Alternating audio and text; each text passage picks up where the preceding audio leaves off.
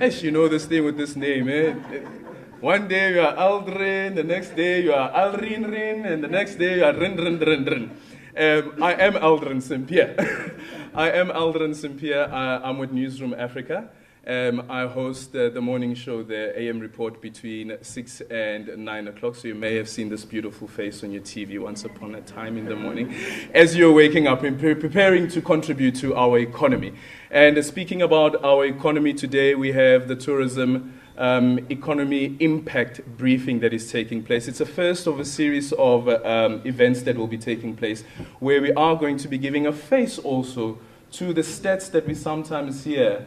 Every now and then you'd hear the minister speak about, we have recovered from COVID-19, the occupancy rate has now increased as well, but also try to bring faces to those numbers, because while we speak data, there are human beings that are actually attached to the data.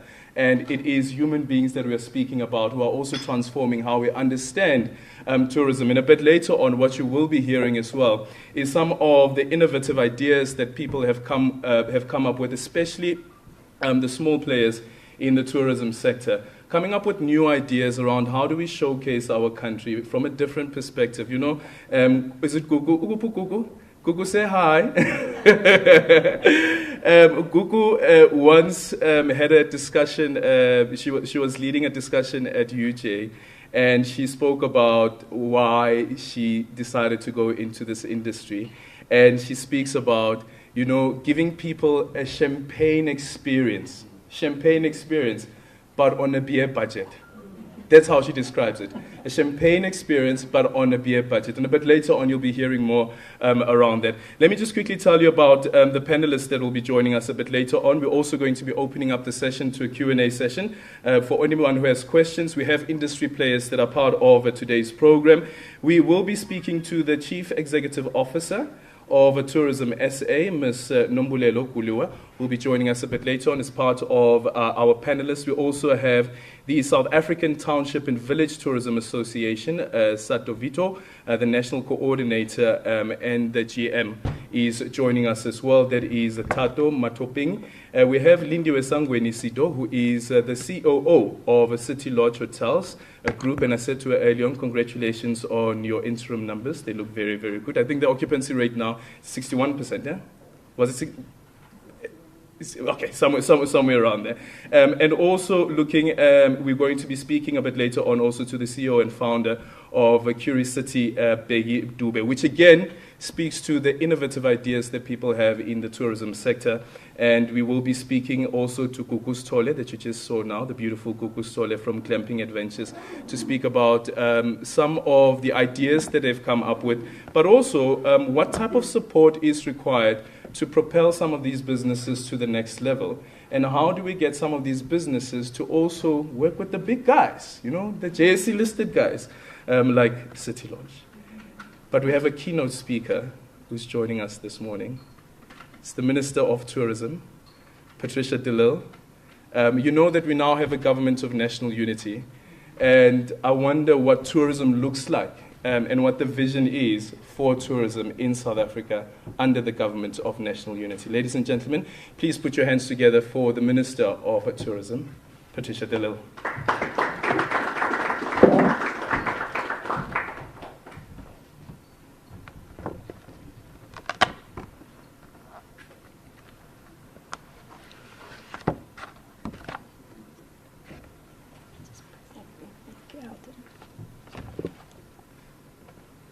All of these mics here. Good morning. Goeiemorgen. Dumelang. Assalamu alaikum.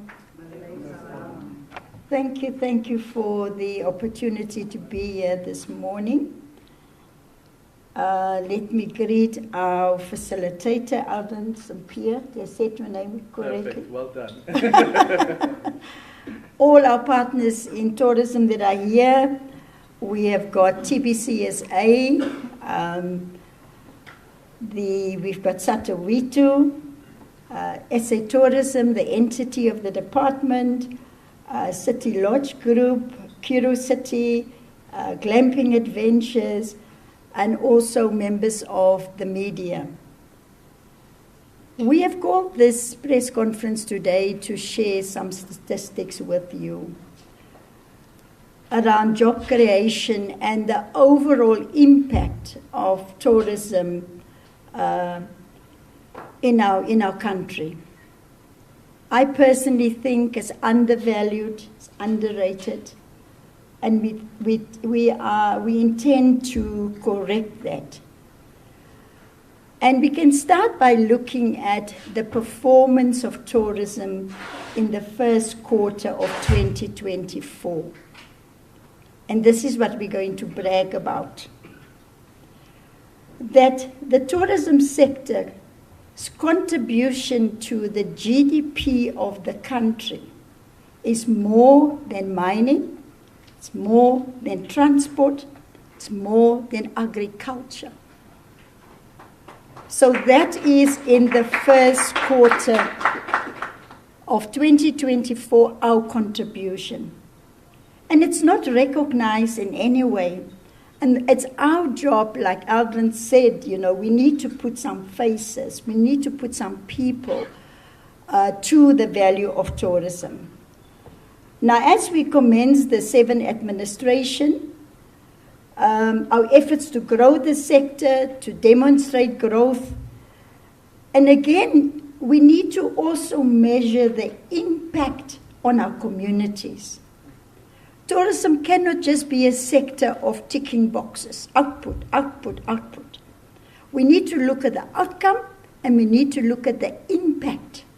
Because only then truly we can then say that the private sector, the public sector and our communities are involved. And that's why I'm very happy that Satu Vito is also joining us this morning. They're doing great work in our townships, in our villages, and in our small dorpies.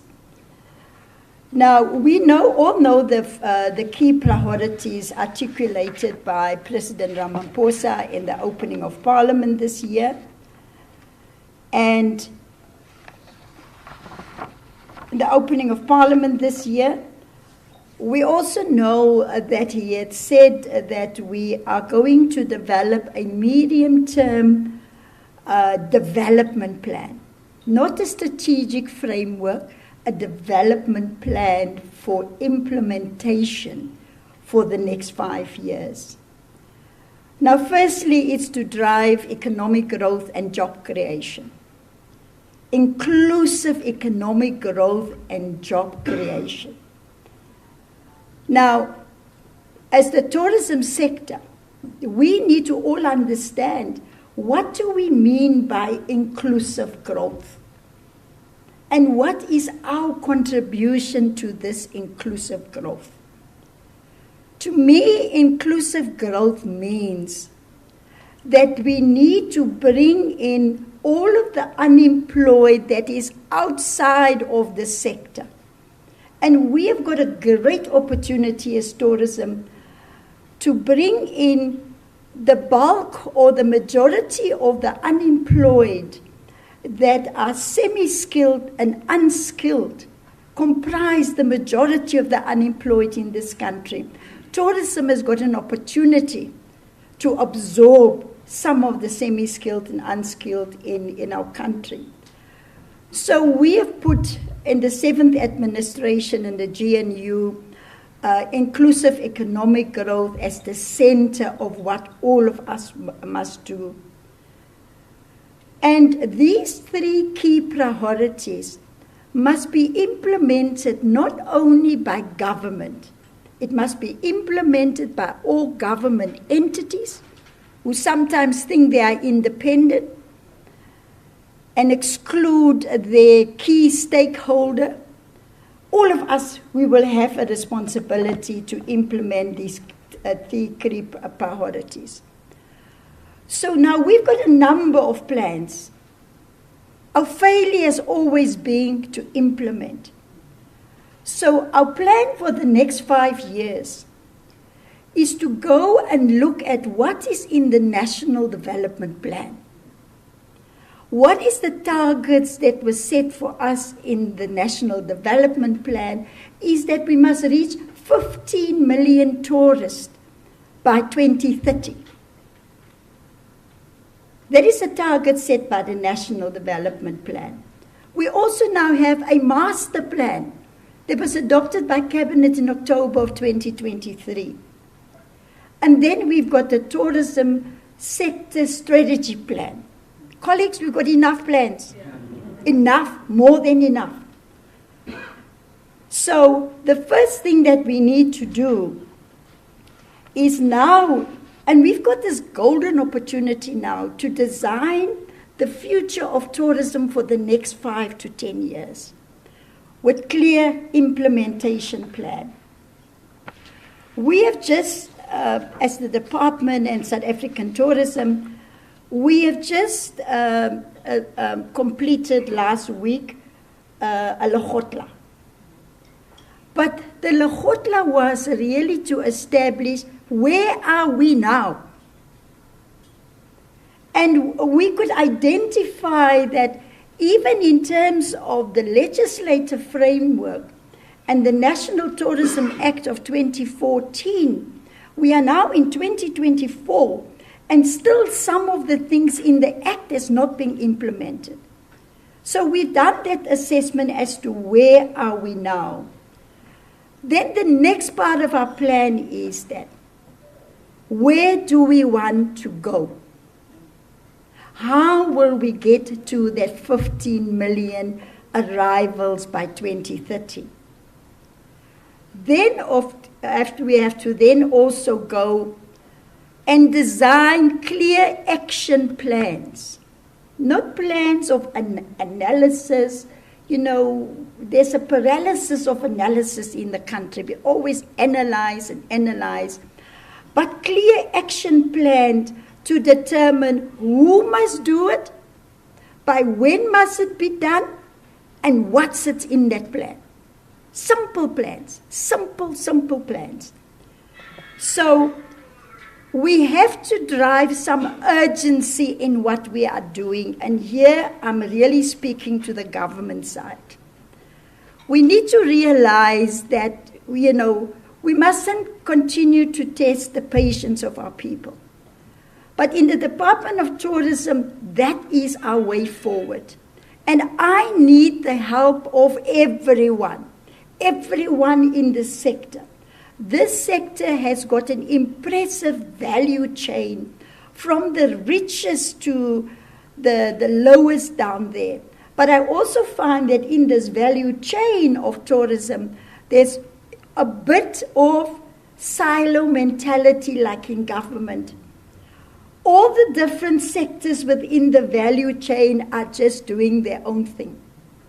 We must see in that value chain how the higher level within tourism connects with Satu Vitu, connect with the SMMEs, connect with the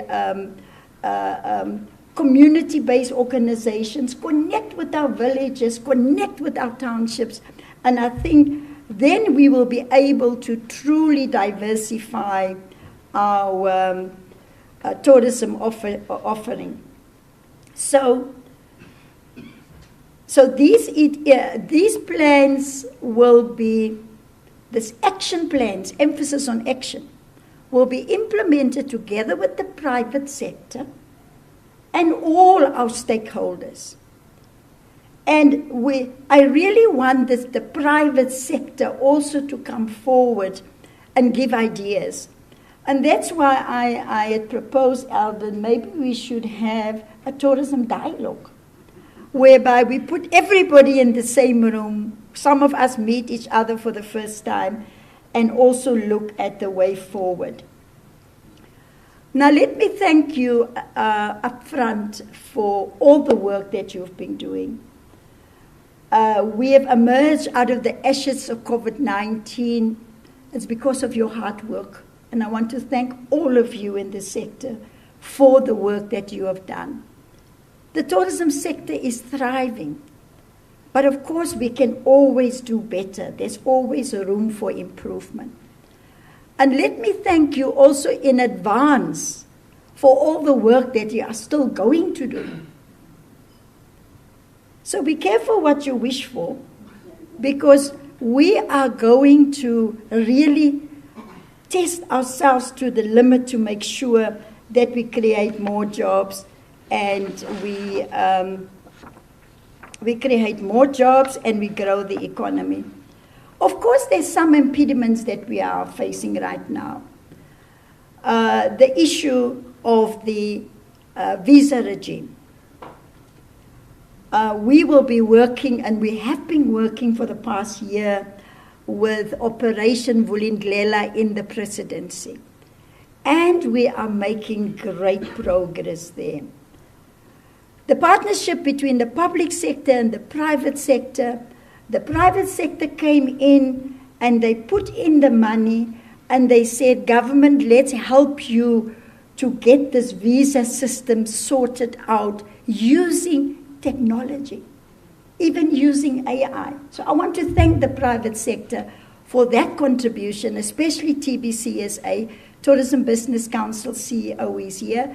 Thank you, Chief, for that contribution, because now we're going to see a plan in the next 4 to 5 weeks, not 4 to 5 years. So thank you very much. We'll also be working together with the Department of Home Affairs. I've already asked for a meeting and scheduled a meeting with the Minister of Home Affairs. Then also with the Department of Transport around the tour operating licenses. Yes, we now have a new Act of Parliament, and it will certainly make the system more effective and efficient. But I think with the help of SABC, that's responsible for the inbound tourists, they've been of great help to work with government to solve those problems. Also, I had a meeting with the Minister of Sports, Arts and Culture. And I said, calm down a bit. It didn't help much because he was doing all the talking in the meeting. But I said to you, Minister, we have already signed a memorandum of agreement with the Department of Sports, Arts and Culture, and now can the two of us now implement this agreement? The agreement is about, we have got over 200 heritage sites in South Africa. That is, the mandate sits with sports, arts and culture. But last year we reached out to them and said, we want to expose these heritage sites more. We want to be also proud about our own history and where we come from. And that the Department of Tourism will put in the budget for maintenance and repairs and upgrading of these World Heritage Sites. And we had already started working on plans to look at Robben Island. Robben Island is one of the most visited heritage sites in our country. And again, with partnership with the private sector, we're going to see how we can bring not only more numbers to visit, but how we can upgrade Robben Island. And then, of course, we've identified 5 key tourism sites, heritage sites, that we're going to start working on. I did remind Minister Mackenzie that I hate meetings. It's good to keep minutes, but when are we talking about the implementation now? So I said, okay, we will be working on a plan. We have also discussed with the minister the issue of bringing the F1 to South Africa. I think there are opportunities for both tourism and sports. And it's not that nothing has been done in the past 15 years to bring the F1 to South Africa. And I shared with him some of the work that has been done already so that we can pick up on that. So investment in infrastructure and tourism sites is key for us as the department. To showcase our diverse culture. Now, in terms of the third priority, which is building a capable, ethical, developmental state, clear targets in our 5-year plan that we need to implement. When it comes to skills, that's lacking in the sector. We have got in the Department of Tourism about 22 million rand for skills development. The difference this time around, it's going to be demand-led skills. The sector must tell us what skills are in demand and it's needed in the tourism sector. And I will put that budget towards developing demand-led skills, and especially for our young people and women. So we've already engaged last week with Professor Mutambara from UJ and Professor Chris Landsberg to assist us with this third priority. And I'm very excited that, both professors has already come back with some proposals. So I have stated the importance of tourism in South Africa: economic growth, employment, infrastructure development. But let me give you a brief picture about our global tourism performance, because we are part of this global village. And we want to illustrate today also the impact of the global village performance on South Africa. Because we feel that the contribution of tourism is really underestimated, and we want to start fixing this starting today. So, according to the United Nations Tourism Organization, of which South Africa is a member, I serve on the executive of the UN Tourism Organization. And we do pay a hefty subscription fee to be a member of this organization. And I have been looking at ways and means to use and get some of that money back to us that we are paying in as subscription fees. And in April this year, for the first time, through the efforts of the executive of the UN Tourism Organization, tourism got recognized officially as being part of the United Nations family. Can you imagine how many years the United Nations has been there? But they've never officially recognized tourism. So globally, in terms of the performance, globally we are still 11% below the 2019 performance of the world. And if you break it down, Europe is at least 4% below. Asia Pacific region is at least 35% below. The Americas about 9% below. Except us, the African continent is 4% above the 2019 levels. So I think because of everybody in the continent that has worked so hard. So, but this also illustrates to you how well tourism is doing in the continent. And across the world, as I've said, we can see that we have come out of the ashes of the pandemic, and growth is there for all to see.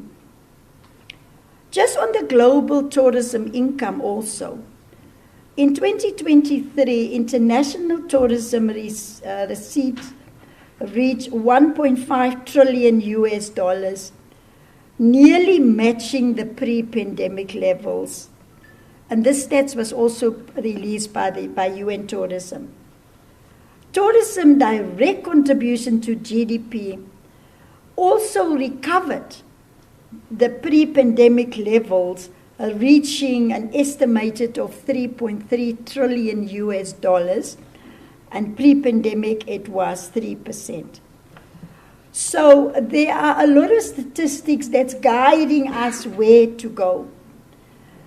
And the UN Tourism Panel of Experts also highlighted the ongoing economic and geopolitical challenges across the world, leading to tourists being more likely to seek value for money and travel closer to home due to economic pressures. Now remember, one of the 3 key priorities for the 7th administration is also to look at the high cost of living. The last thing that a family will decide to do is to go on a holiday, when in fact every cent is spent on the basic needs. So that's why I say these findings are guiding us, so that we can put together, when we want people to choose South Africa as a destination to come here, there must be a seamless visa regime, no problems. We must have improved air access. We need to get more flights to fly here. And together, we need to put innovative and affordable travel packages together. And here I'm speaking to the private sector that are responsible for putting those packages together. Because remember, the competition is stiff. The world owes us nothing. We have to compete with other countries. And therefore, we have to also be, besides, people getting value for the money because of the exchange rate with the rand, it's helping us in a way. But for local people, we must put those affordable packages together. And that brings me then to, and Thandi will speak to this, our Short Left campaign, which will also take place in September. Now, South Africa's performance. We know that in 2023, we welcome around 8.5 million international arrivals. That is up 48.9% compared to 2022. And it contributed about 95 billion to our economy. Then also, from January 2024 to May 2024, we further welcome another 3.8 million arrivals, and that is up 9.7% compared to 2023. I'm trying to illustrate the potential that's there and recognizing and acknowledging the work that the sector is doing already. But I always like to push the envelope, We can do more, we can do better.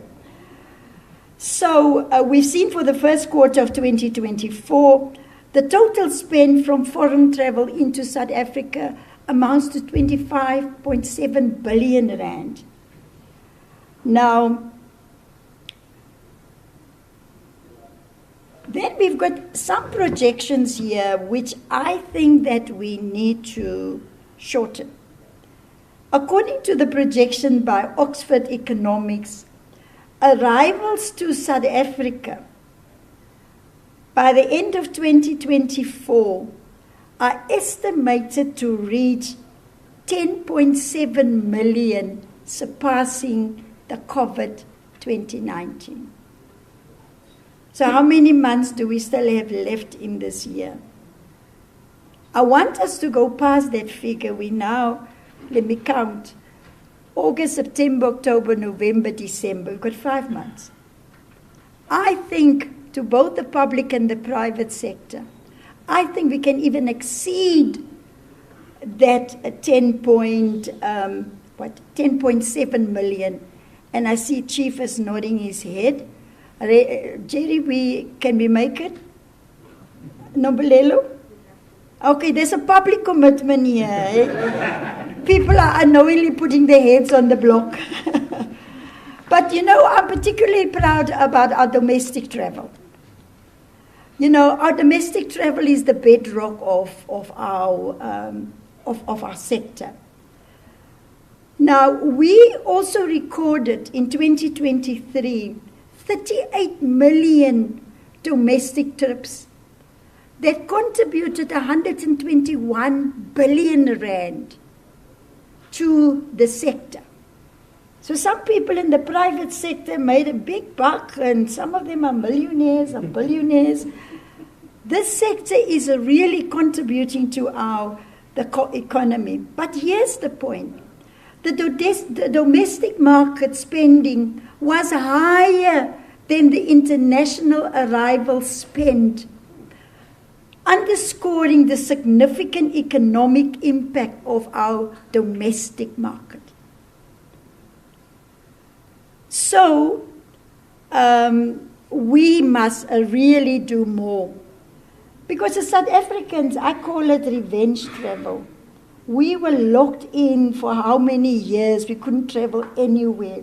The moment they opened up, we were taking revenge. We said, let us go and discover our own country.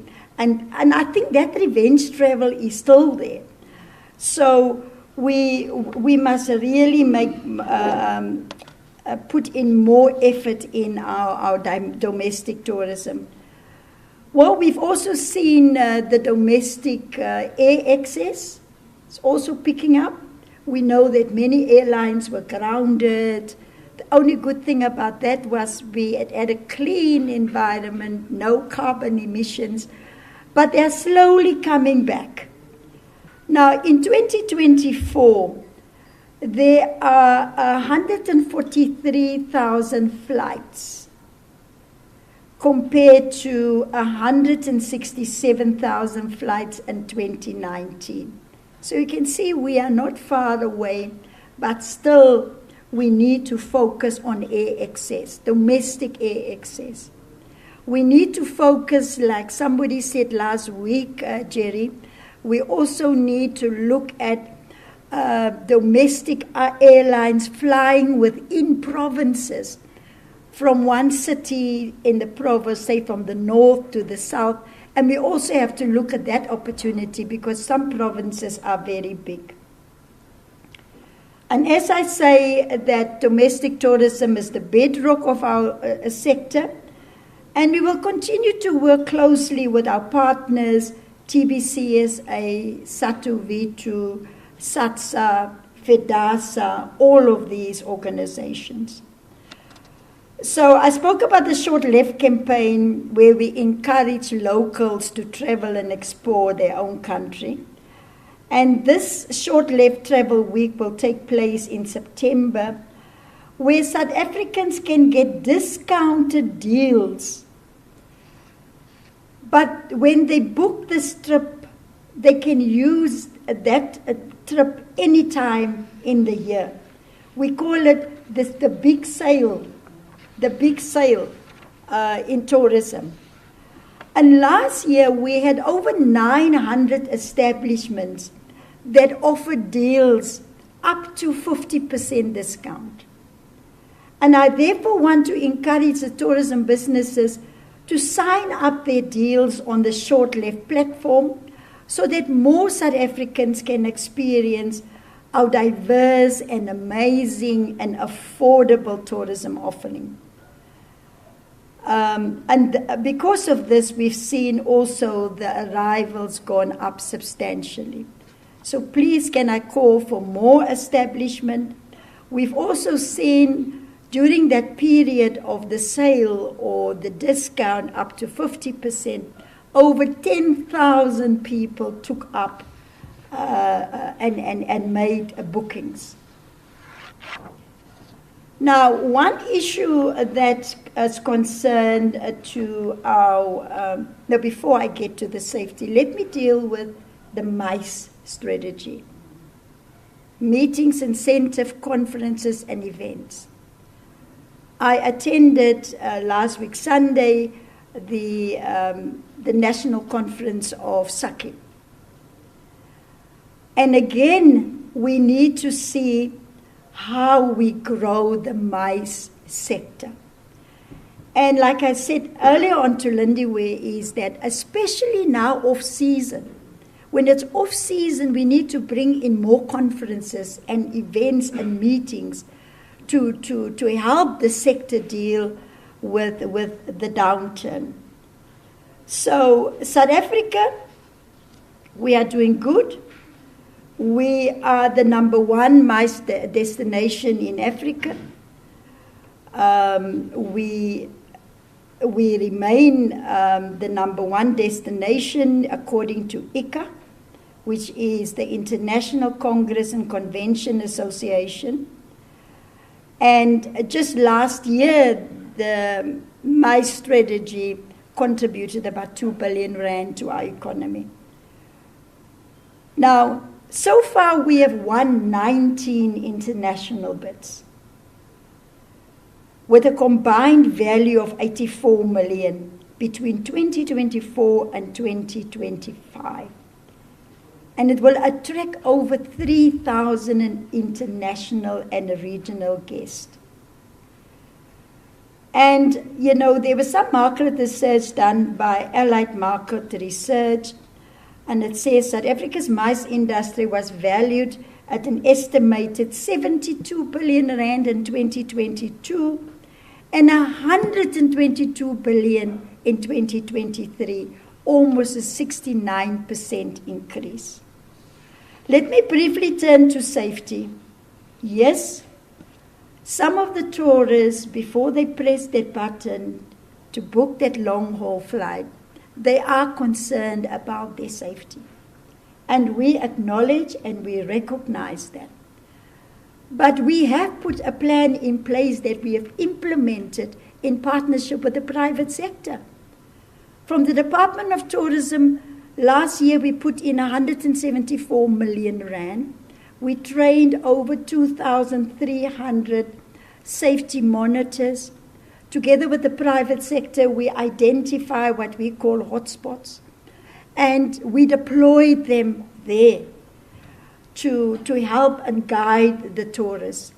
The private sector also made a massive contribution there, and so we are repeating that this year. And we have deployed them to the airports company, to Sands Parks, to all our safari parks, to Table Mountain, all over. So that is the investment from the Department of Tourism. Now, we all know that the majority of travelers have a safe, pleasant, and unforgettable experience in South Africa. But we must do more to clamp down in crime in our whole country.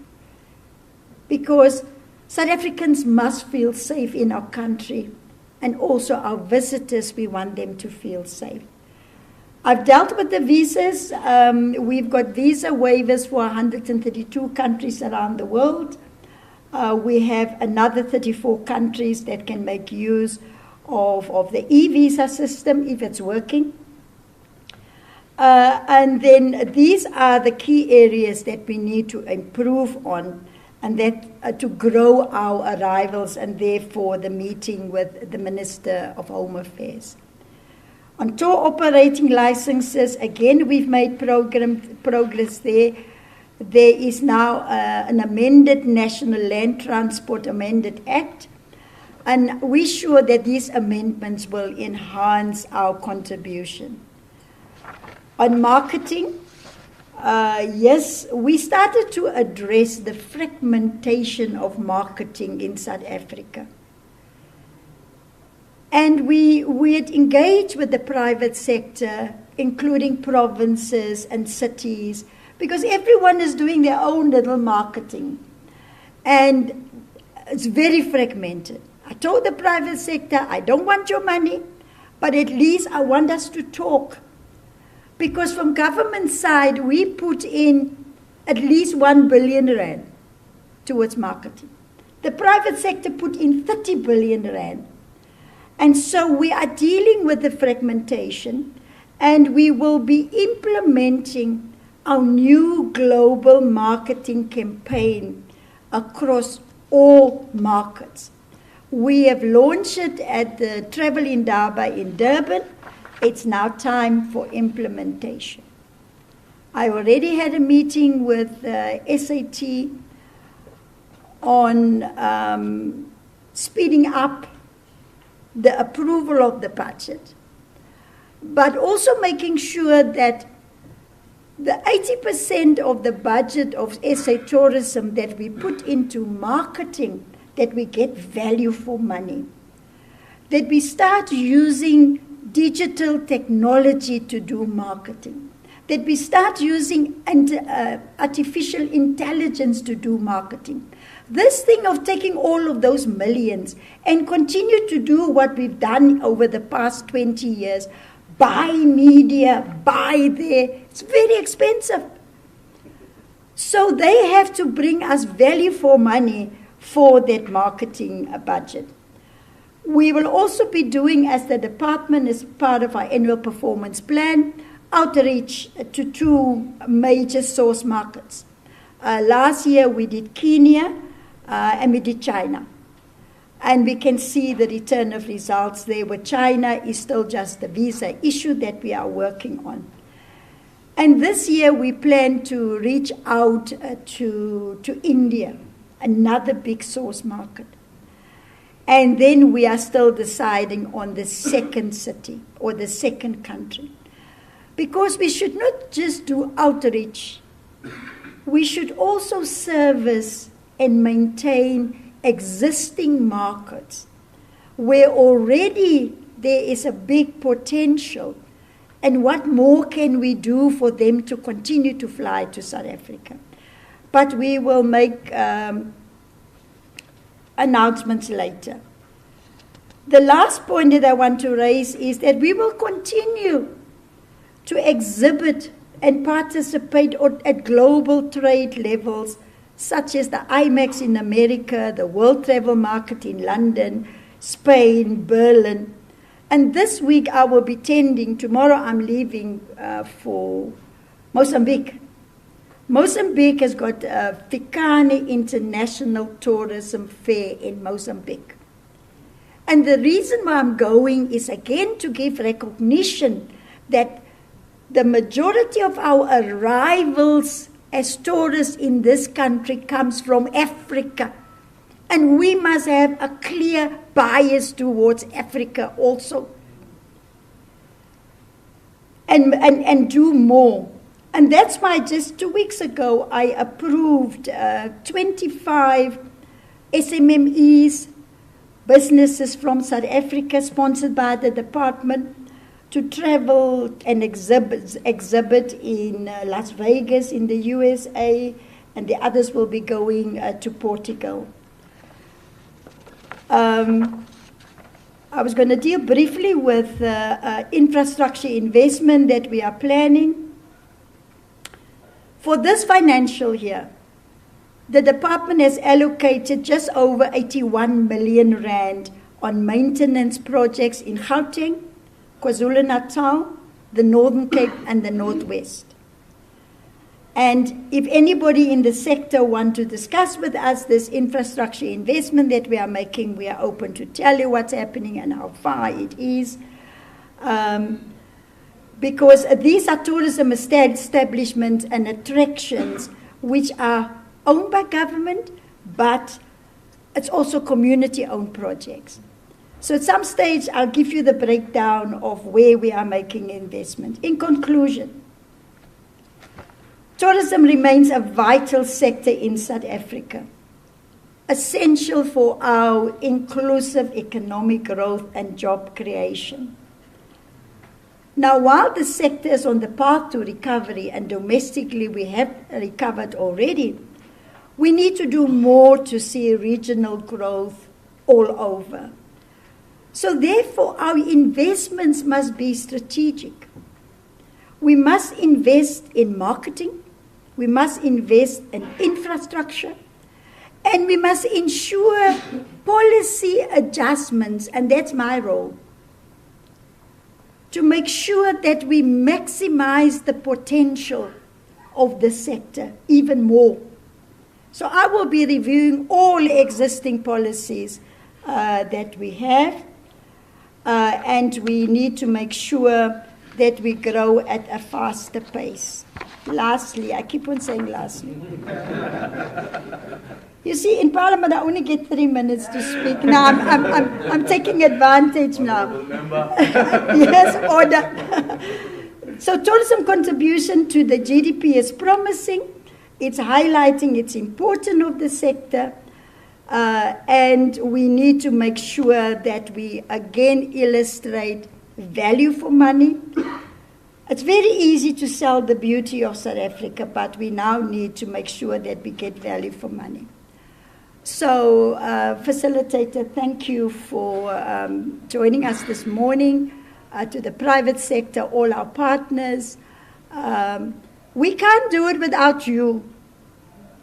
I have a fight in government because I've been working very hard in the past 18 months to break down the trust deficit between the private sector and the public sector, and it's working. And so, because it's the private sector that is creating the jobs. We just did that.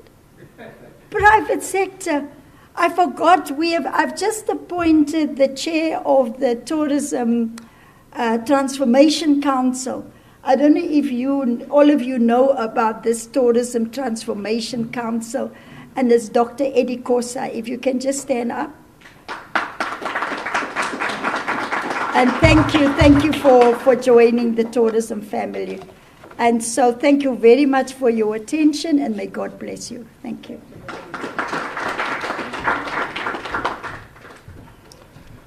All right. Thank you so much, Minister. We are now going to swiftly move on to the next part of the program so that I don't waste any of your time, and that is going to be on the panel discussion that is going to focus on what I said a bit earlier on. How do we bring faces to the numbers that we are discussing? Who are the people that are contributing to these figures that the Minister was speaking about a bit earlier on? Should I change my mic? Okay, let me grab another mic so that you can.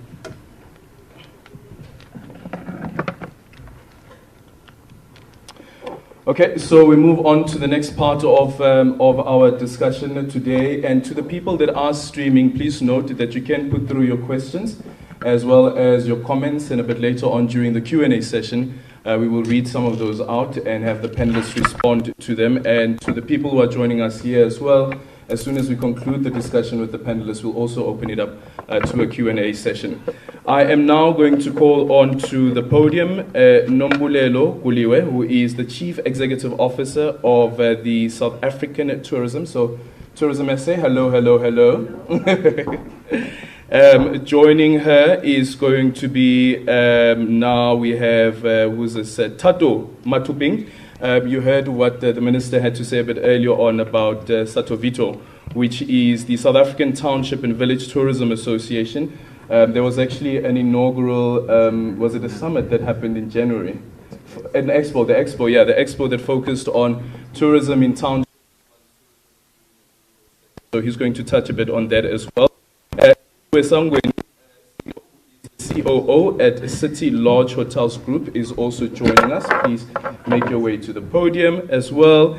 And we have Gugustole, Clamping Adventures and board member at the Johannesburg Tourism Company. Thank you so much for making time for us today as well. And we're joining us via video. I'm going to see if we can quickly put that up. Is Begi Dube, who is the CEO and founder of Curiosity. Okay. All right. I am going to move now to the other side so that we can start the panel discussion. Nombulelo, let's start off with you. What does the next 5 years, do you think, look like for South African tourism?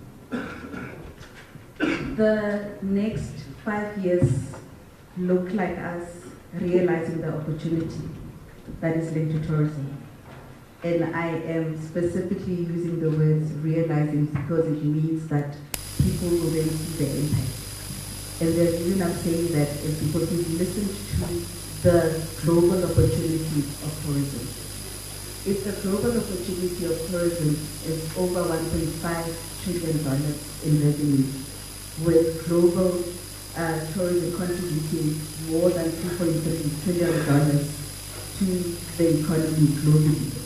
And we listen to South African numbers of domestic tourism contributing 121 billion, international tourism contributing 95 billion. So what does 5 years look like? It's growth from there.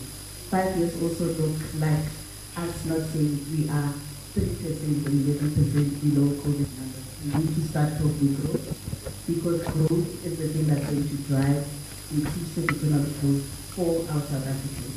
It's the one thing that's also going to drive job creation. So 5 years look like a year from where we currently are, increase in job numbers. We're currently sitting at 1.7 million.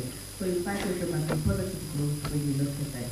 And we are then the agent together with our colleagues to the industry that are going to drive those numbers that are going to make us realize the positive growth and impact to our economy.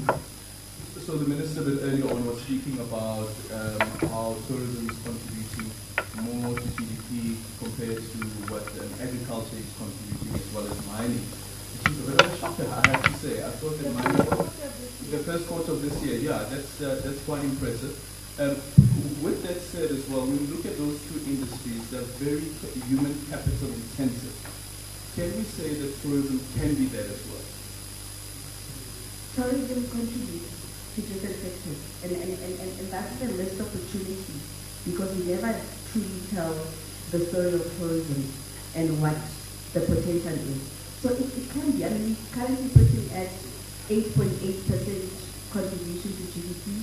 The other sector, I think the sector before us is 7%, and then the one is just, after that one is 4%. So definitely, and maybe the missed opportunity there, which is what we're trying to achieve with this briefing, where we are just not reciting numbers, but we're starting to say this is the impact.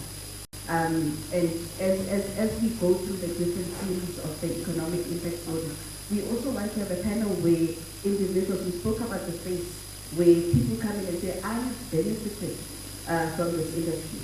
Because impact means someone somewhere is benefiting. It makes no sense in South Africa to sit and say domestic tourism contributed 121 billion. Who contributed? So as we go through the series of telling the what we need for the country, what we are contributing, and the objective of contributing to inclusive growth as well as job creation, it's also important that we start to personalize and see the faces. We talk about human capital in terms of sectors. I would want people to come and actually tell the story of tourism, and like Minister said, not the plans that we have, but what have we realized. Yeah. Okay, and Thando, let's hear from you. So Satobito, which is of course in the rural areas as well as in the township, Nobulelo speaks about what the next 5 years look like. But what does today look like? Let me also take this opportunity to keep people across the country within the townships and villages that are struggling, and also take this opportunity to thank the women leadership that we are explaining today, and even in our households and so forth. With Women's Month, I was hoping that they would go for. But you are yes, respect the program director there.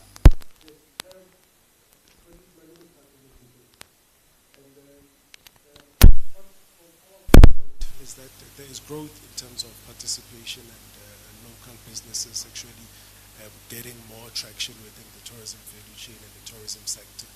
We are happy to see that even with our intra-trade platform, we see daily activity of bookings, we see daily activity of businesses intertrading amongst each other and so forth.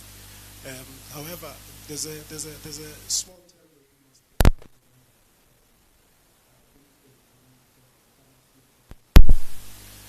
that speaks of not assuming that if things are really going well on the other side, that things are going well everywhere.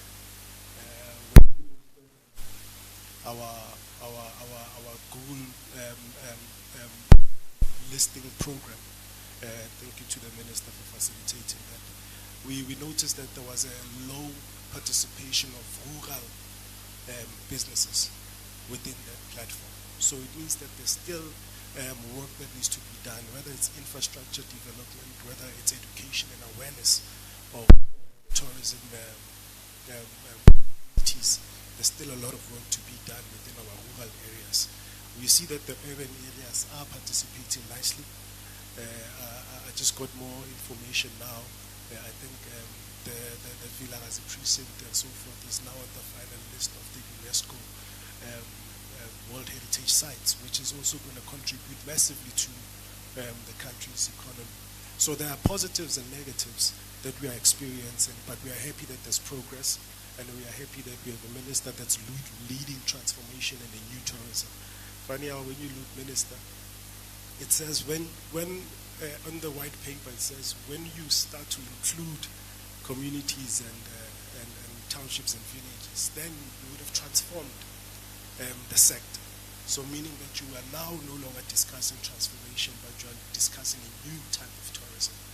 So we are happy that the minister is leading that, and that she noticed that opportunity.